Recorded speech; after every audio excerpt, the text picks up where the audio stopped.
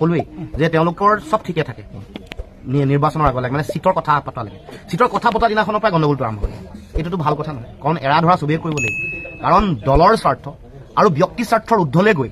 মুখ্যমন্ত্ৰী হম বুলি ভাবি থকা কথা বতৰাবোৰ সামৰি প্ৰথমে বিজেপিক হৰুৱাই লওঁচোন আহক এইটো ভাবিব লাগিব আৰু এটা ভূপেন বৰাই প্ৰতিক্ৰিয়া দিছে অখিল গগৈ যিখিনি আছিলে কথা তেওঁ কৈছে যে গাৰ জোৰত মিত্ৰতা নহয় যাৰ মন আছে মিত্ৰতা কৰিব কেন্দ্ৰৰ সৈতে মিত্ৰতা হ'ব ভূপেন বৰাই কৈছে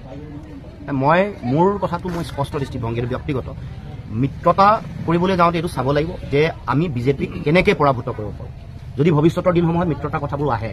তেতিয়া এই কথাবোৰ চাব লাগিব যে পৰাজয় কৰিবৰ কাৰণে কাৰণ মিত্ৰতাৰ কাৰণেও মিত্ৰতা কৰি লাভ নাই আৰু মিত্ৰতা কৰিলে বিজেপিক পৰাভূত কৰিবৰ কাৰণে প্ৰয়োজনীয় ৰণকৌশলো তৈয়াৰ কৰিব লাগিব এইটো হ'ল মূল কথা